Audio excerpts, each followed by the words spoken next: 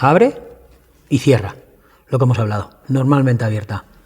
Regulador de presión, el que hemos hablado de arriba en el rail, se encarga de producir una fuga de combustible hacia el retorno, controlada por unidad de mando en base a las informaciones obtenidas para ajustar y mantener la presión en el rail. La precisión en el rail es inversamente proporcional a la cantidad de carburante fugado hacia el retorno, es decir, cuanto mayor sea la cantidad fugada, menor será la presión. Tenemos un problema de presión por los inyectores o por esta propia válvula que no está trabajando correctamente. ¿Ves? Normalmente abierta. En este caso, forma de proceder, lo que hemos hablado. Primero, comprobación de inyectores. Si están mal, sustituirlos. Oye, seguimos con el tema. Que se van de retorno en retorno. Habrá que mirar si está trabajando. ¿Cómo?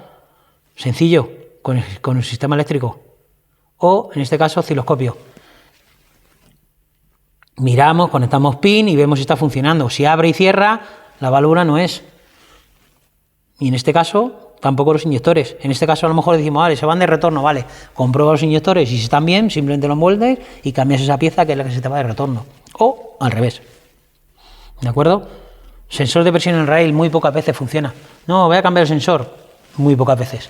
El sensor, volvemos a repetir, lo único que hace es decirle a la centralita cuánta presión hay en el rail para que la centralita regule la presión en función de lo que ella crea que tiene que hacer y comanda los inyectores y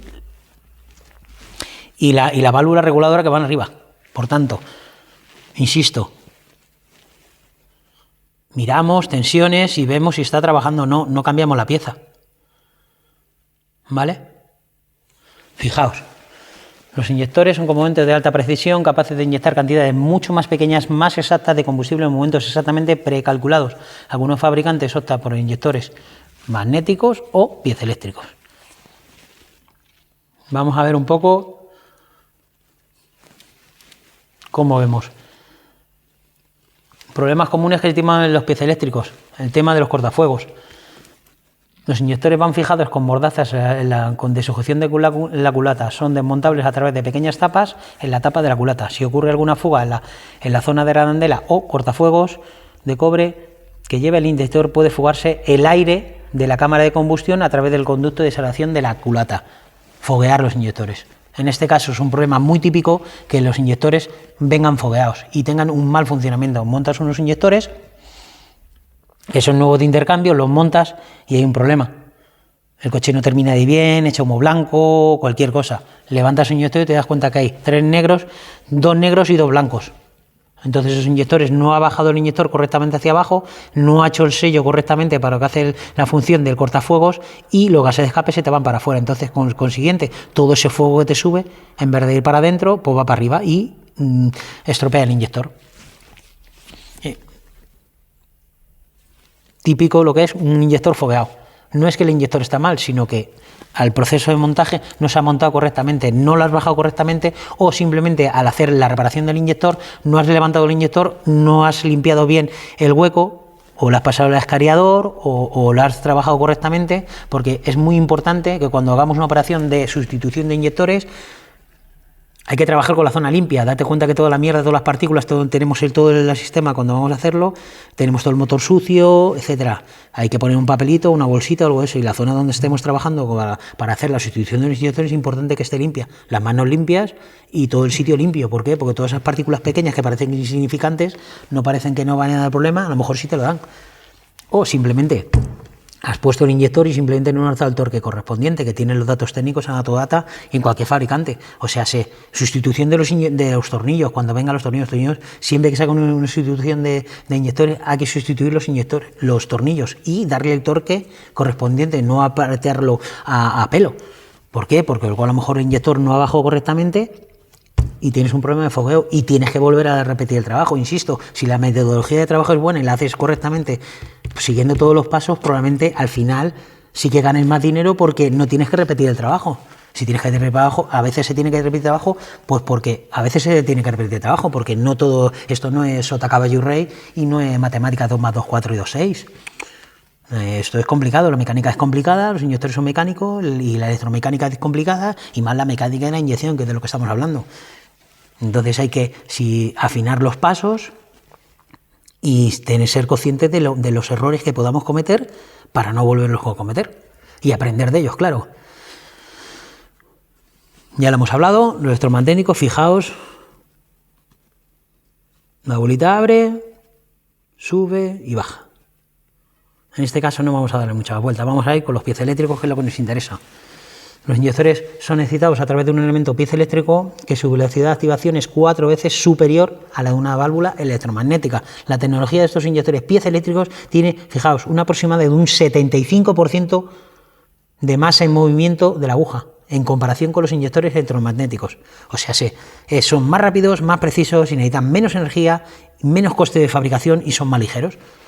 Si os fijáis, el mecanismo más o menos es lo mismo, un inyector piezoeléctrico, nos vemos el canal de retorno, el actuador, la válvula de mando, la cámara de control que hace que suba y baja la aguja y el elemento piezoeléctrico.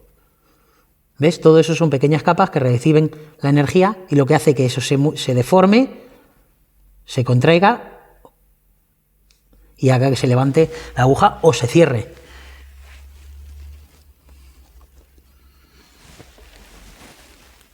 Mira el tiempo de inyección, la tensión de activación. Son microsegundos y pueden inyectar hasta 5 inyecciones o 6 en una misma fase. O sea, fijaos cómo está trabajando todo el rato el inyector. Para en diferentes fases del motor, pues darle a que necesita. Por tanto, son más eficientes. Date cuenta, preinyecciones, inyección principal, posinyección, ¿de acuerdo? En este caso, lo que hemos hablado de posinyección para el filtro de las partículas, inyección principal y las preinyecciones para el tema del ruido y no contaminar. La activación del elemento piezoeléctrico se encuentra en el módulo de actuador excitado por la unidad de control. Como hemos hablado, el elemento piezoeléctrico conmuta menos de una 10 milésima de segundo en un 0,1 segundo. O sea, es que esto es muy preciso y muy rápido. Lo que dice el actuador específico, lo que hace es contraerse y alargarse en función de la energía que le mandas. Los inyectores piezoeléctricos siempre no se pueden desconectar. Entonces, los inyectores de desconectarle para ver si funciona o no, porque ese inyector se te puede quedar abierto y ahora mismo no te das cuenta, lo tienes funcionando y te cargas el motor. ¿De acuerdo? O sea, los inyectores piezoeléctricos no se desenchufan. Los inyectores piezoeléctricos no se desenchufan. ¿De acuerdo? Es muy importante. Si os fijáis, son más finos, son más pequeños, los conductos son más estrechos, o sea, es mucho más fino. En este caso, el conector, el filtro, el retorno, el elemento piezoeléctrico, lo vemos, ¿vale? El émbolo actuador tiene menos piezas y es más fácil de fabricar. El actuador piezoeléctrico está construido con una gran cantidad de capas de cuarzo, constituyendo un paquete piezoeléctrico con elementos para así conseguir un recorrido con suficiente magnitud para la unidad de gestión del motor. La unidad de gestión del motor alimenta la primera capa de cuarzo, que a su vez la deformación creará forzada mecánicamente a la capa interior. Esta última, deformada mecánicamente, suministrará una tensión que añadirá a la tensión de alimentación suministrada por la unidad. De esta forma se producirá un fenómeno tantas veces como capas tenga el elemento piezoeléctrico, o sea, 200. Por lo tanto, en el caso de los inyectores piezoeléctricos, la tensión ocasiona una deformación que a su vez ocasiona una tensión. De esta forma, se pasa de una tensión de alimentación de 70 volts aproximadamente entre 110 y 150 volts. Se obtiene una deformación cerca de unos 30 ohms, la mitad de un cabello humano. Un cabello tiene 60, pues esto es la mitad. O sea, en el momento acciona eléctricamente, esto se mueve y se levanta, y esto todo el rato está arriba abajo. Fijaos todo el trabajo que hace. El módulo acoplador, el elemento piezoeléctrico, lo que hace, se activa y hace que suba y baja. La compensación, la dilatación y longitud debidas a la temperatura y el elemento amortiguador. El elemento piezoeléctrico y la válvula de mando se encuentran conectados por un módulo acoplador sin juego gracias a la adaptación de los muelles.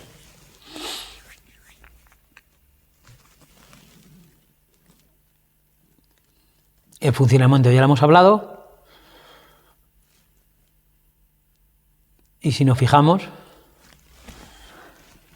Compensación hidráulica. Si durante la activación del inyector y la cámara del acoplador se produce una pequeña fuga hacia el retorno a través del juego guiado de émbolos, una vez finalizado este proceso de inyección se vuelve a nivelar con un juego y combustible que vuelve al juego de guiado de la cámara de acoplador. Este proceso se realiza tan rápidamente que la cámara de acoplador vuelve a estar completamente llena hasta la próxima inyección. Para que funcione se necesita una presión de retorno de 10 bares y se alcanza por medio de un estrangulador del retorno en el combustible de los inyectores. Si no hay presión de retorno de combustible, no se acciona la válvula de mando y no se inyecta combustible. Fijaos. ¿Veis esta valvulita? ¿La veis? Esto viene, como dijéramos, con el juego de cables. Con el juego de cables de retornos, con el juego de tuberías, perdón. Esta valvulita lo que hace es retener la presión arriba cuando nosotros paramos el motor, para que cuando nosotros le demos al arranque no tenga que subir tan rápido arriba la presión. Entonces lo que hace es sujetar la presión mediante una válvula de 10 bares para que cuando nosotros le demos el arranque, esto arranque mejor, o sea, que arranque mejor. Ni más ni menos. Hay muchos problemas de inyección, que se compraban los inyectores también, que se compraba el sensor que está bien, lo cambiamos también, la válvula la cambiado por si acaso también, la válvula genera y le damos al arranque y le cuesta bim, hemos cambiado calentador, etcétera. Y el problema es esto. Viene en el juego de tuberías. Es un problema muy común que la gente no le presta atención y nos podemos gastar mucho dinero por eso. Por tanto, verifica la presión, que son de 10 bares, y si no tienes 10 bares de sujeción, ahí lo tienes. O a lo mejor está estropeado esto y también los inyectores, ¿me explico?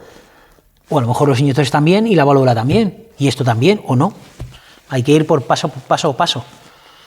Y lo que sí sustituirlo, pues mal, cambiarlo y ya está. Si nos fijamos, inyectores, pieza eléctrico, compensación hidráulica. Los códigos de los inyectores, si os fijáis. Código de compensación de caudal. Código de compensación de caudal, importantísimo.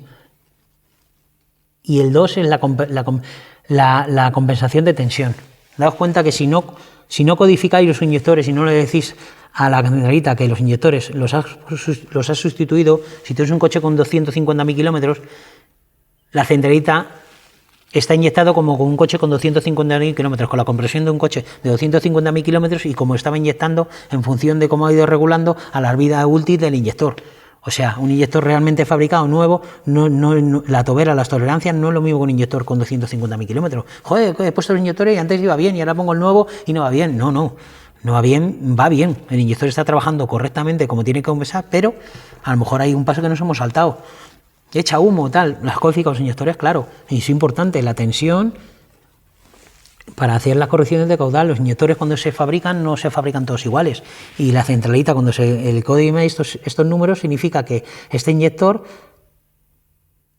por ejemplo a 1200 pues inyecta X, el 7 a 1400 inyecta ET, a 1800 inyecta tanto. O sea, lo que hace es darle el DNI del inyector a la centralita y saber qué es que inyecta en cada momento de la fabricación, para que cuando vaya a trabajar el inyector la centralita haya un cálculo y calcule cuánta inyección tiene que mandar a ese inyector en ese tipo de cilindro para hacerla lo más exacta posible. Y no hay más. Muy importante lo que hemos hablado. La conexión de inyectores. En este caso, mira, este tipo de sistemas, fijaos, lleva un sistema de aire o las palomillas. Abre y cierra los conductos. Si estas palomillas los tenemos mal con el colector o lo que sea, se traga las palomillas y ya está. No es que los inyectores están mal o cualquier cosa. Fijaos, porque si no hay aire no hay inyección, volvemos a repetirlo. Por la EGR, por las palomillas o por cualquier cosa. Tenéis que tener en cuenta este tipo de cosas para valorar realmente si los inyectores están trabajando bien. Las mariposas de turbulencia espiroidal están cerradas en la relentil, en regímenes bajos. Por ello se consigue una menor sección de flujo de aire y eso se incrementa en la velocidad del mismo, generando un intenso efecto de turbulencia que conduce a una mejor calidad de la mezcla. El inyector inyecta y entra aire, por las válvulas de admisión y escape. Entonces, si estas palomillas no están funcionando o no están inyectando como tienen que inyectar, el inyector inyecta, pero le falta aire. Entonces, la combustión es deficiente. Por tanto, primero compro inyectores. Si los inyectores están bien, ya tienes que mirar otro tipo de factores, sin la GR o las valvulitas o cualquier cosa. El tema del aire es muy importante. Si no hay aire, ¿cómo va a calcular la centralita cuánta inyección tiene que entrar? O necesita tanto de aire, 14,7, 14 de combustible y el resto es aire para cuando la embolada suba, el inyector inyecta y sea la inyección perfecta, que es lo que está todo el rato buscando la centralita. Solo está buscando todo el rato la centralita, la inyección perfecta. Y eso viene por ahí muchos problemas. ¿De acuerdo? Distintos sistemas, mariposas, etcétera, que nos pueden complicar la vida. Las ondas landas igual. Las ondas landas, fijaos, muy importante. Si tenemos una sonda lambda que la tenemos muy mal, pues entonces nos va a echar mucho humo el coche blanco. Tenemos que verificar que la sonda lambda está bien, ¿sabes? Y que está midiendo correctamente, porque la sonda lambda lo es todo. Porque le dice la centralita cuánta cantidad de oxígeno está entrando para determinar la inyección. Si no, pues inyecta más o inyecta menos. Ese tipo de cosas hay que tenerlas controladas.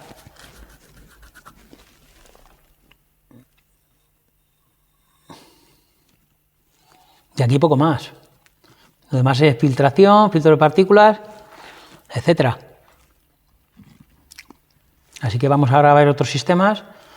Pues vamos a hacer Delphi, por ejemplo, para ver los distintos problemas que tiene, Denso y Siemens.